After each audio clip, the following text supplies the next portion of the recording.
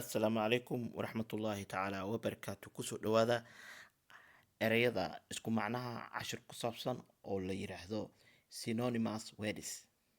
Synonymous words waxaa la dhahaa ereyada isku macnaha oo kaa anfacaya markaad wax qoray, sidoo kale inaan hal erey kusoo celcelin oo ereyada kale aad isticmaashid aana taqaanid. Waxayna aad iyo aad muhiim u yihiin qof kastoo luqadda ingiriisiga baranaya ama meel dhexaad ka jooga ama meel sare ka jooga inuu yaqaano synonymous words, ereyada isku macnaha. Marka maanta waxaan ku baranaynaa dhowr erey oo isku macnaha oo la dhaho synonymous words, ereyada isku macnaha. Beautiful waa qurux badan, waxaana loo isticmaalaa haweenka iyo gabdhaha iyo waxyaalaha nooleen. Good looking, good looking waxaa la dhahaa qurux badan.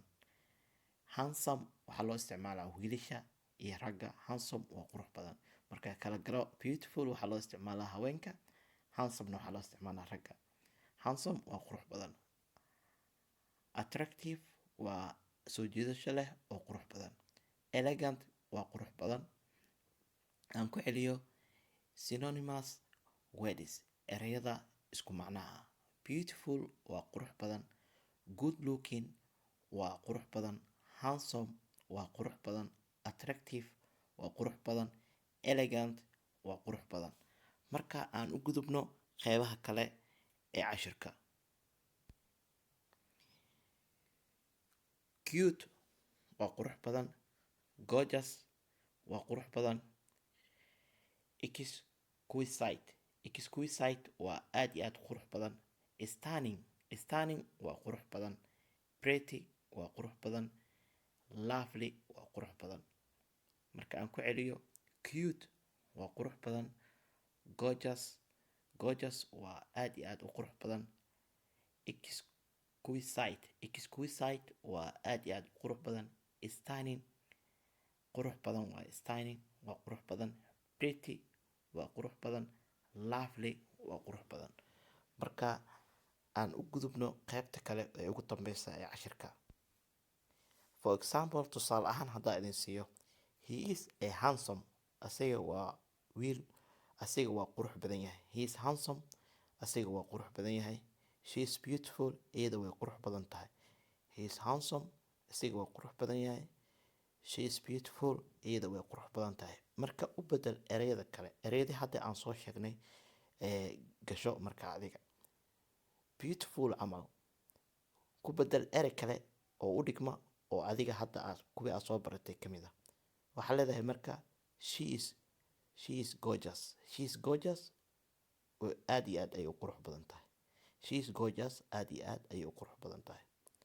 Maxaa kaloo dhihi kartaa she is pretty. She is pretty aad iyo aad ayay u qurux badan tahay. She is pretty way qurux badan tahay. She is pretty way qurux badan tahay. Maxaa kaloo dhihi kartaa she is attractive. She is attractive way qurux badan tahay. Waxaa kaloo dhihi kartaa she is cute. She is cute way qurux badan tahay. Marka ereyadaas aad soo baratid waxaa la rabaa saas inaad ugu bedeshid. Aad tusaalaha aragtidbo waxaa aragtay she is beautiful, marka inaad beautiful ka tirtirtid aad dhahdid ereyga kale aan aqaanay qurux badan la midka ahaa aan halkaan aan geliyo. She is beautiful. Beautiful meeshaad aad ka bixinaysaa, waxaa soo gelinaysaa she is attractive, iyada way qurux badan tahay, soo jiidasho ayay leedahay. Marka waxaa kaloo soo gelin kartaa attractive, haddana waa ka tirtiraysaa, waa ku practiceynaysaa, moogtaa practical ku qaadanaysaa. She is pretty, iyada way qurux badan tahay. She is pretty, iyada way qurux badan tahay. Waxaa kaloo soo gelinaysaa she is gorgeous, iyada aad iyo aad ayay u qurux badan tahay. Marka ninkii handsome, asigana handsome ka bixi, soo geli ereyga kale, ereyada kale ee la macnaha aad soo qaadatay. He is attractive, isaga soo jiidasho ayuu leeyahay, wuu qurux badan yahay. He is good looking, isaga wuu qurux badan yahay. Marka saas ayaa u adeegsanaysaa ereyada. Ereyadaana waa ereyo aad iyo aad maalin kasta loo isticmaalo oo aad ku arkaysid daily use Englishka. Ereyada maalin kasta la isticmaalo ayayna ka mid yihiin. Marka baro qalinkaaga soo qaado. qoro ereyada hore aad u taqaano ku darso xisaabta ereyada ilaa 4,000 aad ka gaarayso oo daily use ah. Marka 4,000 oo daily use aad taqaanid, ingiriiskaaga wuu isbedeli doonaa. Waxaa arki doontaa marka TV-ga fiirsanaysid iyo joornaalada akhrisanaysid inaad wax kasta oo ku qoran aad fahmi karto, oo casharada waaweynka aad fahmi kartid, bugaagta aad akhrisan kartid. Ingiriiskaaga oo koray ayaa arki doontaa insha Allah haddii Ilaahay raaho. Marka cashirka maanta intaa ayaa kusoo gabagabeynaynaa. Intaan ku kulmi doonno cashirkan mid lamid ah, waxaan kaga tagaa assalaamu calaykum waraxmatullaahi tacaala